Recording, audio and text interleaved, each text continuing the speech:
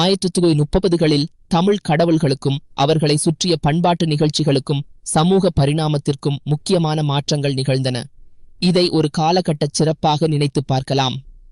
பக்தி இயக்கம் மற்றும் சமூக தாக்கங்கள் 1930களில் இந்திய விடுதலை இயக்கம் தீவிரமடைந்த போது பக்தி இயக்கங்கள் மக்கள் மனதிற்குள் நம்பிக்கையை வளர்க்கும் விதமாகவும் செயல்பட்டன. தமிழ் பக்தி பாடல்கள், கோயில்கள் மற்றும் சடங்குகள் இத்தகைய சமய சிந்தனைகளுக்கு அடிப்படையாக அமைந்தன. கோயில்கள் மற்றும் திருவிழாக்கள் பெரிய கோயில்களான சிதம்பரம் நடராஜர் கோயில், மதுரை மீனாட்சி அம்மன் கோயில், ராமேஸ்வரம் கோயில் போன்றவை பக்தர்களின் கூடாரமாகவும் கலாச்சாரத்தின் பரிபூரணமாகவும் இருந்தன.